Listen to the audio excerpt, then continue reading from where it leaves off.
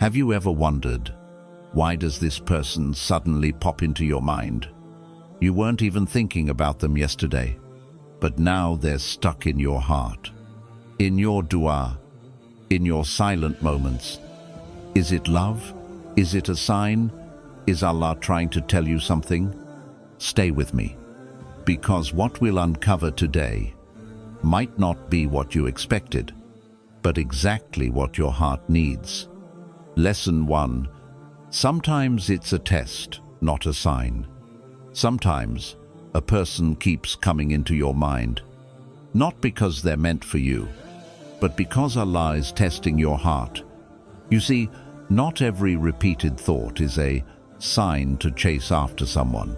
Sometimes it's a test of your attachment. Allah is watching. Will you follow your feelings, or will you follow your faith? When someone lives in your heart rent-free, it could be Allah showing you, you've given this person a place that belongs only to me. It's easy to think, maybe Allah wants me to message them. Maybe this means we're meant to be. But pause. If this thought makes you desperate, makes you ignore your prayers, makes you forget your worth, then this isn't a sign. This is a test of your heart's loyalty. Allah sometimes places a person on your mind to check, will you run after them, or will you run back to Him? A real sign from Allah will never make you disobey Him, will never make you beg for love from His creation. So the next time they cross your mind, don't rush, don't panic. Turn to Allah first and say, Ya Allah, if this is a test, help me pass it. Because maybe Allah isn't trying to connect you with them. Maybe He's trying to reconnect you with Him. Lesson 2. Your heart wants healing, not attachment. Sometimes we think we miss them, but the truth is, we miss the way we felt when we thought they cared. We miss feeling special, feeling wanted, feeling seen. And when they're gone, or when things don't work out, we start believing that something is wrong with us, that we're not enough, that we've lost something we can't replace. But the reality is, most of the time, it's not them your heart wants. It's healing, it's peace, it's love that never leaves, love that never fails. And only Allah can give you that. We often mistake attachment for love. We think holding on tighter will fix the ache inside. We believe if they come back, the pain will disappear. But here's the truth most people don't realize. When your heart attaches to the wrong person, the pain doesn't leave, it grows deeper. Because no human being, no friend, no crush, no ex can heal wounds that only the Creator of hearts can reach.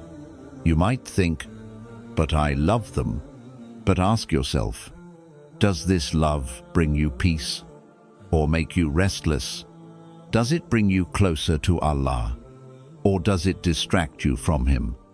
Does it make you grateful or leave you in silent pain every night? The answer will tell you everything. Allah says in the Quran, verily, in the remembrance of Allah do hearts find rest. Surah Ar-Ra'd 13:28. Not in memories, not in people, not in fantasies. Your heart will always feel hungry until you feed it with the love of Allah. So when you catch yourself stuck on someone, when you feel like you can't move on, don't say, I can't live without them. Say, Ya Allah, heal the part of me that still thinks I need them more than I need you. Because the truth is, your heart isn't looking for another person to fill the emptiness. It's looking for the peace that only comes from the one who created it. And until you turn your heart back to Him, no person, no relationship, no attention will ever be enough. Lesson 3. The past isn't always meant to return. There are moments when a name from your past suddenly fills your heart. You start remembering old conversations, old smiles, old hopes you once had for the future with them. And part of you whispers, maybe this means they'll come back. Maybe we still have a chance. But the truth is, just because a person enters your thoughts doesn't mean they're meant to return into your life. Not every story is meant to be continued. Not every chapter is meant to be reopened. Sometimes, Allah allows a person to pass through your mind, not to bring them back, but to remind you that you have moved forward. You see, when we're emotionally attached to someone, we hold on to memories, not reality. We forget the pain they caused. We forget the tears we cried. We forget the sleepless nights of confusion. Instead, we romanticize the good moments and ignore the reasons why Allah removed them from our life in the first place. Allah is the most merciful. If someone left your life, it wasn't a mistake. Either they were a blessing or a lesson, but they were never sent to be your destruction. If Allah took them away, it's because He saw what you couldn't see. He heard conversations behind your back you didn't hear. He knew their heart in ways you never would. We often beg Allah to bring someone back, but we forget to thank Him for saving us from what wasn't meant for us. The past can be a painful place, but it's not a place you're supposed to live in. The Prophet Muhammad sallallahu alaihi wasallam said, "Be in this world as if you were a stranger or a traveler." Sahih al-Bukhari. This means we are meant to move forward, not hold on to things Allah asked us to leave behind. When you try to pull the past into your present, you might miss the future Allah is preparing for you. So ask yourself honestly, did they really bring you closer to Allah? Or did they distract you from Him? Were they really making you stronger? Or were they slowly breaking you apart inside? And most importantly, if they were meant to return, wouldn't Allah Himself bring them back? Without you chasing, letting go doesn't mean you hate them. It means you trust Allah's plan more than your own feelings, because Allah loves you, and His love is too great to leave you stuck in a story that was never written for you. So when the past calls, don't answer with attachment. Answer with gratitude. Ya Allah, thank you for removing what I thought I needed and giving me exactly what I truly need you. Lesson 4. Your thoughts are not always signs. One of the biggest mistakes we make is thinking that every strong thought, every dream, every random feeling is a sign from Allah. But not every thought that feels powerful is a message from above. Sometimes it's just your nafs, your desires whispering in your heart. Sometimes it's shaitan, playing with your mind to pull you away from peace. And sometimes it's simply your heart holding on to something that Allah already asked you to let go of. You see, your heart is a sensitive place. It absorbs the people you love, the people you miss, the people who once gave you attention.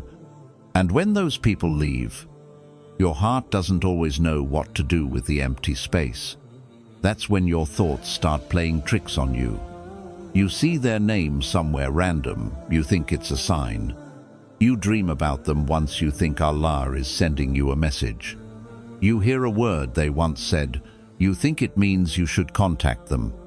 But ask yourself honestly, if this was truly a sign from Allah, would it make your heart feel restless or at peace? Would it pull you closer to Allah or make you overthink, obsess, and lose focus on your faith? Allah's signs don't come with confusion. Allah's signs don't come with anxiety. Allah's signs don't pull you away from prayer. The Prophet Muhammad sallallahu alaihi wasallam said, "Consult your heart. Righteousness is that which the soul feels at ease with, and the heart feels tranquil with." Sunan al-Darimi. So if this thought is making your heart unsettled, if it's stealing your sleep, if it's pushing you into silent heartbreak, then this isn't a sign. It's a trap. Because Shaitan knows. He doesn't always have to tempt you with haram. Sometimes, all he has to do is make you believe a distraction is a divine sign. And that's how we fall into the cycle of overthinking. We start chasing after things that Allah closed the door on. We start doubting our peace. We start begging for attention from someone who was never written for us. This is how people waste years, hanging on to someone based on a feeling that was never from Allah to begin with. That's why Allah teaches us in the Quran, "Indeed, the plotting of Shaitan is ever weak." Surah An-Nisa 4:76. His trap is weak, but only if you recognize it. So the next time your heart starts whispering, "This must be a sign," pause, breathe, ask yourself, is this thought bringing me closer to Allah? Is this making me a better Muslim? Is this increasing my tawakkul, my trust in Allah? Or is this turning me into a prisoner of my own emotions? Because if the thought is making you obsessed, making you desperate, making you ignore your prayers, that's not Allah guiding you. That's your nafs misleading you. You know what's scarier? Your heart can make you believe anything if you want it badly enough. But Allah loves you too much to leave you lost in your feelings. That's why He sometimes places this person in your thoughts, not to bring you to them, but to bring you back to your senses, back to your faith, back to Him. Because real signs from Allah don't confuse your heart. They clear it. Ya Allah, protect me from confusing my desires with your signs, and guide my heart to only what brings me closer to you. Lesson 5. Allah knows what you don't see. One of the hardest truths we face in life is this: we don't always know what's good for us. We think we do. We think, if I get this person, I'll be happy. If I marry them, everything will be perfect. If they come back, my life will finally feel complete. But Allah, the one who created your heart, your soul, your destiny, knows what you don't. Allah sees the future you cannot see. He hears the words you will never hear. He knows the secrets people will never show you. You see only the surface. But Allah sees the heart.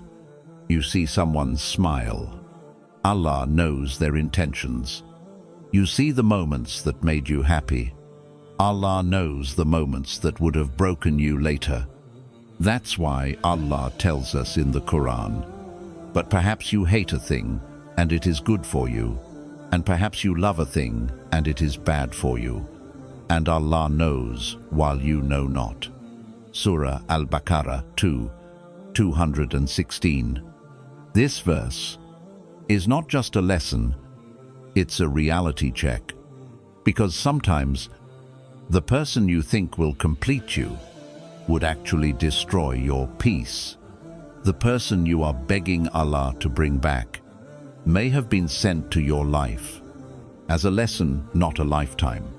Allah, in His love and mercy, sometimes closes doors you were ready to walk through, not to punish you, but to protect you. Because Allah doesn't just look at your feelings in the moment.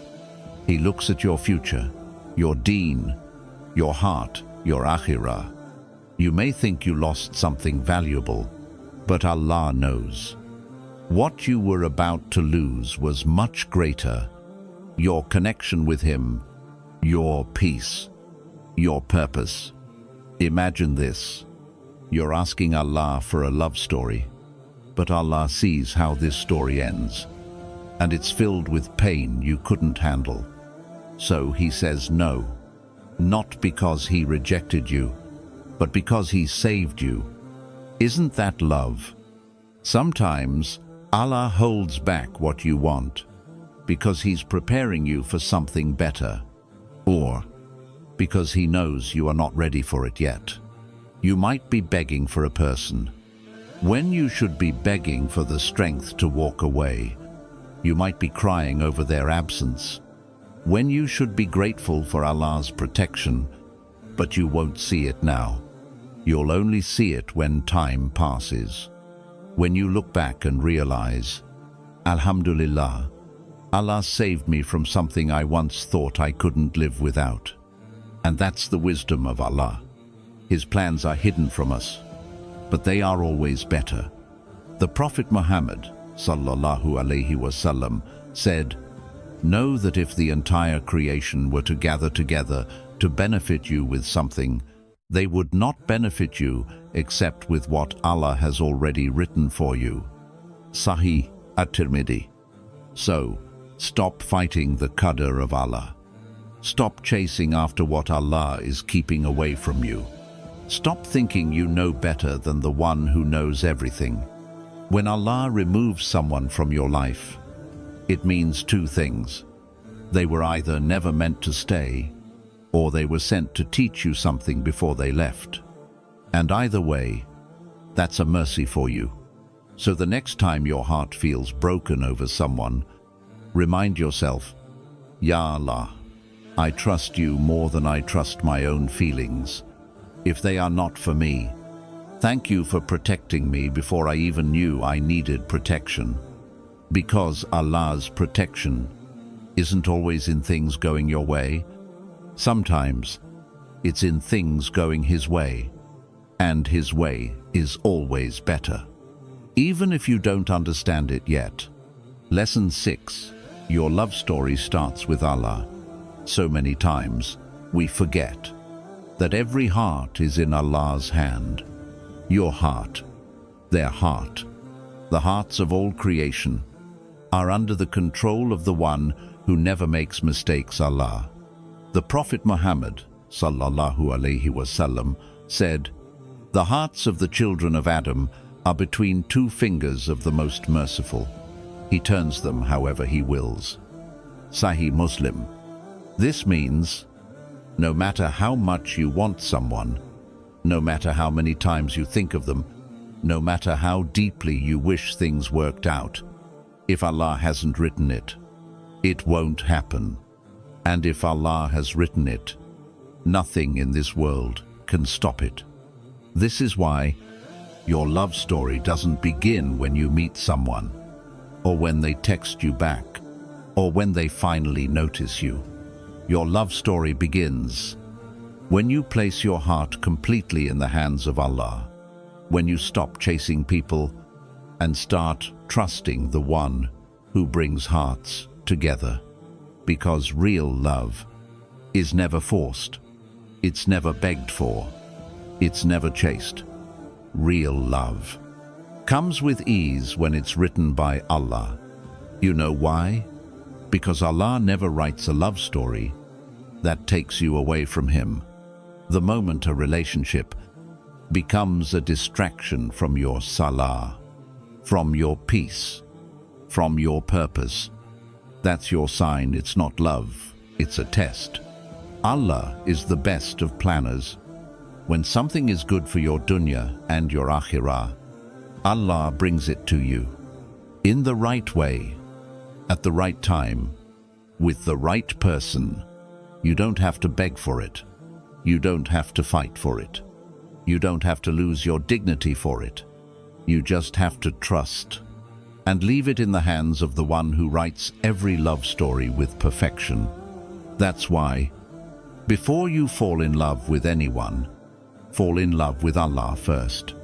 Because when you love Allah first, you'll never chase someone who doesn't value you. You'll never beg for someone who doesn't want you. You'll never hold on to someone Allah is pushing away from you. You'll know that if they are written for you, Allah will bring them into your life, not as a distraction, but as a blessing. They won't pull you away from your faith. They'll help you strengthen it. They won't make you doubt your worth. They'll remind you of it. They won't make you feel like you have to fight for a place in their life. They'll know your value, because they'll fear Allah in how they treat you. That's real love. A love that starts with Allah is a love that will always bring peace to your heart, not chaos. And when Allah writes your story, it will be better than anything you could have written for yourself. So today, let this be your turning point.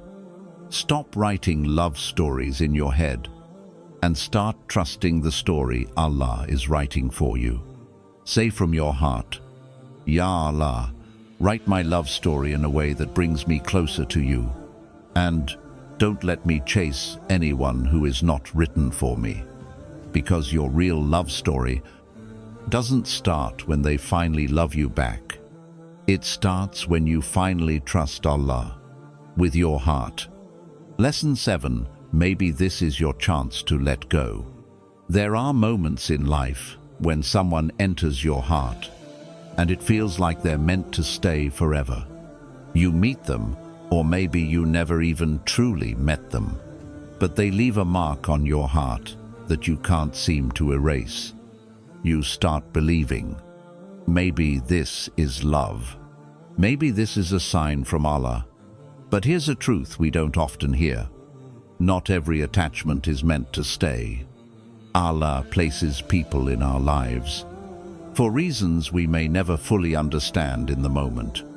Some come to teach us a lesson. Some come to wake us up. Some come to strengthen our heart.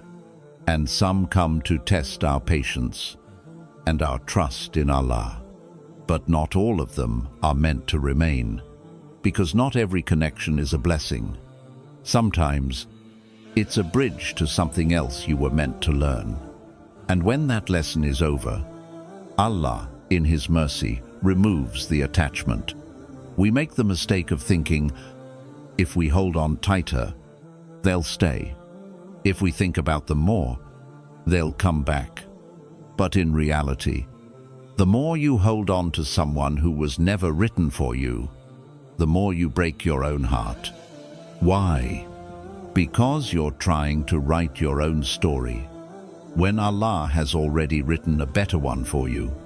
When we force an attachment to stay, we often end up distracting ourselves from our worship, losing our inner peace, comparing our lives to others, feeling empty when they don't respond the way we want. This is the silent trap of unhealthy attachment. You think you're in control, but really your heart is being controlled by something temporary. And every time you choose to hold on to what Allah wants you to release, you delay your healing. Allah loves you too much to let you stay tied to something that will destroy your peace. So sometimes He doesn't remove the thought of them right away, because He wants you to learn to let go for His sake. Not because they changed, not because they left, but because you love Allah more than your attachment. This is a powerful act of worship, letting go for the sake of Allah. If this person was really meant to stay, would you need to fight so hard to keep them? Would you feel so restless holding on?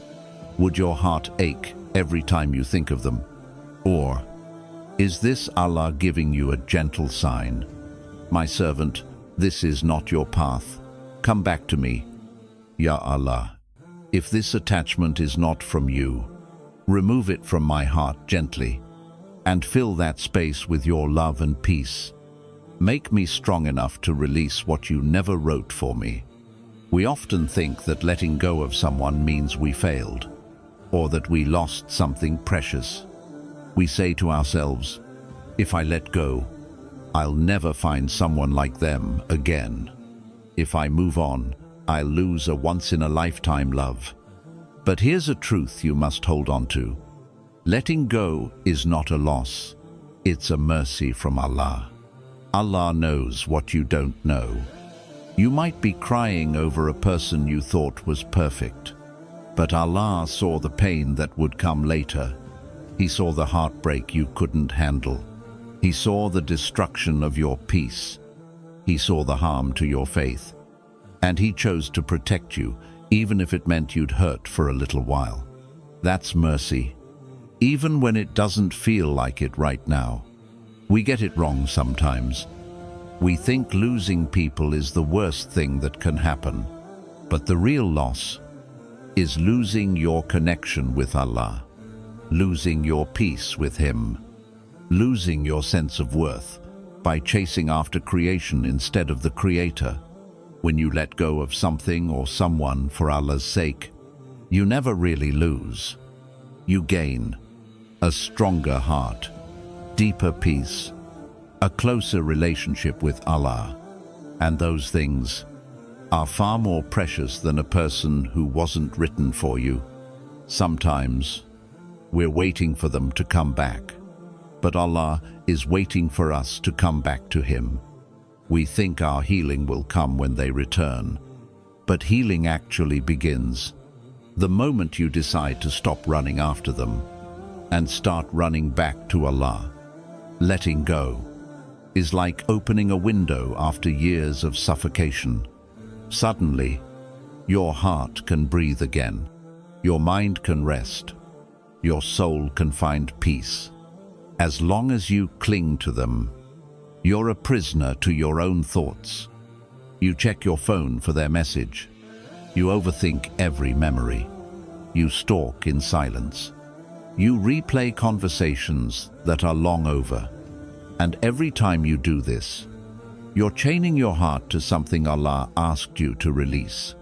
But the day you say, "Ya Allah, I let go for your sake," that's the day your heart starts to feel free.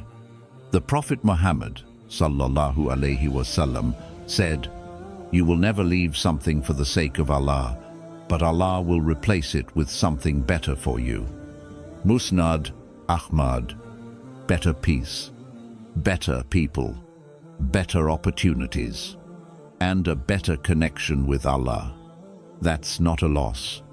That's a guarantee from the one who never breaks His promise. Ya Allah, if this person is not written for me, give me the strength to release them from my heart and replace what I let go of with your love, your peace, and a future better than I could ever imagine. There's something dangerous we all tend to do after someone leaves our life. We start romanticizing them. We stop remembering the reality, and we start creating a fantasy.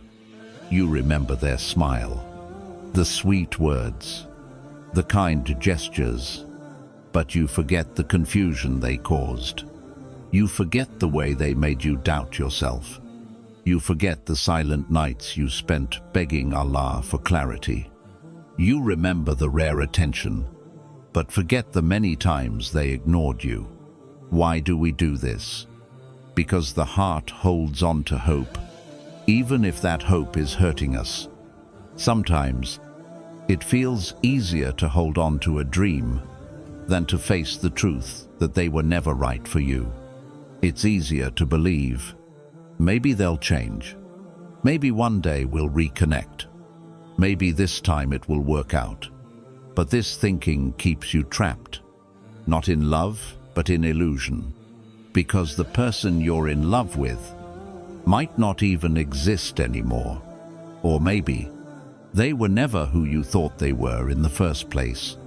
When Allah removes someone from your life, it's for a reason. But we fall into this silent trap. We take the person Allah removed and turn them into a fantasy in our head. We imagine a future with them. We replay fake conversations. We build an entire life around a what if. And every time we do this, we're not holding on to reality. We're holding on to a story we wrote ourselves. A story Allah never wrote for us. Maybe I wasn't good enough. Maybe I should have done more. Maybe Allah will bring them back if I just wait. These thoughts will only break your heart again and again. You don't have to torture yourself over someone Allah removed. If Allah took them out of your life, that's your answer.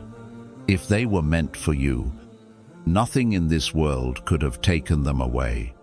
Deep down, we're not attached to them. We're attached to the way we felt when we were with them. The feeling of being noticed.